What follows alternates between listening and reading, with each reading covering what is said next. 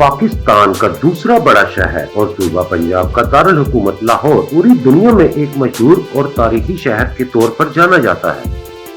دنیا بھر سے سیاح اس شہر کو دیکھنے کے لیے آتے ہیں۔ کہاوت مشہور ہے، لاہور 1000 سال سے صوبہ پنجاب کا دارالحکومت ہے۔ کبھی یہاں ہندو راج رہا، کبھی مسلمان حکمران رہے، سکھوں کا تسلط رہا اور کبھی انگریز راج۔ تاریخ کی کتابوں میں لاہور کے مختلف نام بتائے جاتے ہیں، مگر تمام تاریخیں اس پر متفق ہیں کہ لاہور کی بنیاد رام چند جی کے بیٹے لوگوں نے رکھی۔ 16ویں صدی میں مغل بادشاہ بابر کی لاہور آمد کے بعد مغلوں نے لاہور کو سرمائی دارالحکومت بنایا۔ مغلوں نے لاہور میں شاندار عمارتیں تعمیر کی۔ 1584 میں سے 1598 تک لاہور نے بابر کے موسم سرما کے دارالحکومت کے طور پر ترقی کی۔ بعد میں شہنشاہ اکبر اعظم اور جہانگیر نے اس کی خدمت کی۔ شہنشاہ شاہجہاں کے دور میں شہر میں بہت سا حیرت انگیز عمارتوں اور باغات کو تعمیر کیا گیا۔ 1575 میں اکبر کے قلعہ لاہور کی قصر نو تعمیر کی اور لاہور کو سلطنت کا دارالحکومت بنایا۔ اس کے بعد شاہجہاں اور اورنگزیب عالمگیر نے بھی اپنے ادوار میں قلعے میں توسیع اور عمارات تعمیر کی۔ 1661 میں شاہجہاں نے شالامار باغ تعمیر کروایا۔ 1673 میں اورنگزیب عالمگیر نے قلعہ لاہور کے سامنے عظیم الشان بادشاہی مسجد تعمیر کروائی۔ اس کے علاوہ مغل دور میں کئی عالیشان عمارات اور باغات لگوائے گئے۔ اندرون لاہور جسے قدیم لاہور بھی کہا جاتا ہے کی حفاظت کے لیے شہر کے گرد ایک فصیل تعمیر کی گئی، جس میں 12 دروازے بنائے گئے۔ انگریزوں کے دور میں شہر اور قلعہ لاہور کے حفاظتی حصار کو نکارہ بنا دیا گیا۔ 17ویں صدی کے دوران میں مغلیہ سلطنت کا زوال شروع ہو گیا۔ لاہور پر اکثر حملہ کیا جاتا رہا، حکومتی عملداری کا فقدان رہا۔ 1761 تک احمد شاہ ابدالی نے مغلوں کی باقیات سے پنجاب اور کشمیر چھین لیا۔ پنجابی زبان کے عظیم صوفی شاعر وارث شاہ نے اسی مناسبت سے کہا کہ جب افغانیوں نے 1799 میں دوبارہ پنجاب پر حملہ کیا تو رنجیت سنگھ نے بھرپور مقابلہ کیا۔ انہوں نے زمان خان کو لاہور اور امرتسر کے درمیان جنگ میں شکست دیا اور لاہور کو سکھ سلطنت کا دارالحکومت بنا دیا۔ مغلیہ دور کے لاہور کی عالیشان عمارات 18ویں صدی یا اواخر میں کھنڈر بن گئی۔ سکھ حکمرانوں نے لاہور کے قیمتی مغل یادگاروں کو لوٹا اور قیمتی مرصع پتھر اور سفید سنگ مرمر اتار کر سکھ سلطنت کے مختلف علاقوں میں بھیج دیا۔ اس لوٹ مار کا شکار اہم یادگاروں میں مقبرہ آصف خان، مقبرہ انارکلی اور مقبرہ نور جہاں شامل ہے۔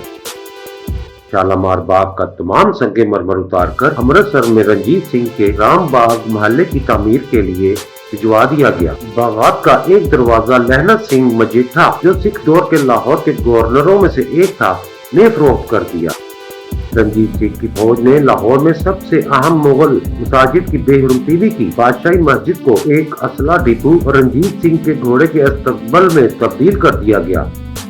اندرون لاہور کی سنہری مسجد کو ایک مدت کے لیے گردوارہ میں تبدیل کر دیا گیا، جبکہ مریم زمانی بیگم مسجد کو ایک بارود فیکٹری بنا دیا گیا۔ سکھ سلطنت کے تعمیر نو کا کام مغلوں سے متاثر ہو کر کیا گیا۔ رنجیت سنگھ خود لاہور قلعہ میں منتقل ہو گیا اور سکھ سلطنت کے انتظامات کے لیے اسے اپنا مرکز بنا لیا۔ 1812 تک سکھوں نے اکبر کے زمانے کی اصل دیواروں کے ارد گرد بیرونی دیواریں بنا کر شہر کا دفاع مضبوط بنایا۔ اس کے علاقے شاہجہاں کے تنزل پر شالامار باغ کو بھی جزوی طور پر بحال کیا۔ سید احمد بریلوی نے 1821 میں سکھ سلطنت کے خلاف علم بغاوت بلند کیا، جس کے نتیجے میں تحریک مجاہدی جو وجود میں آئی۔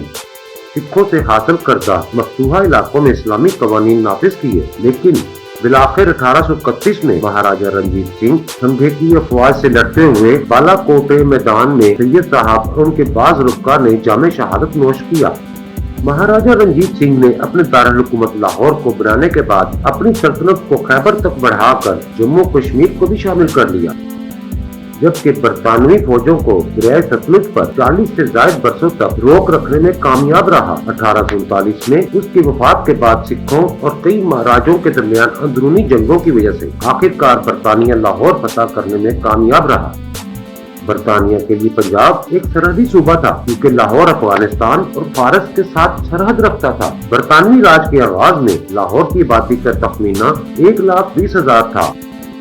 برطانوی قبضہ سے لاہور بنیادی طور پر شہر کے فصیل کے اندر اور کچھ نواحی میدانی علاقے کی بستیوں جس میں باغبان پورہ، بیگم پورہ، مزنگ اور اندرون لاہور پر زیادہ توجہ نہیں دی گئی اور ان کی تمام تر توجہ لاہور کے مضافاتی علاقوں اور خطہ پنجاب کے زرخیز دیہی علاقوں پر مرکوز رہی۔ انگریزوں نے اندرون شہر کی بجائے شہر کے جنوب میں ایک علاقے کو اپنا مرکز بنایا جسے سول اسٹیشن کہا جاتا ہے۔ اس کے علاوہ شہر کی فصیل اور قلعہ لاہور کی فصیل کو غیر مؤثر کر دیا تاکہ کوئی قلعہ بندی ممکن نہ رہے۔ لاہور نے بھارت کی آزادی کی تحریکوں میں ایک خاص کردار ادا کیا۔ 1929 میں بھارتی قومی کانگریس کا اجلاس لاہور میں منعقد ہوا۔ اس کانگریس میں بھارت کی آزادی کے اعلامیہ کو پنڈت نہرو کی طرف سے پیش کیا گیا۔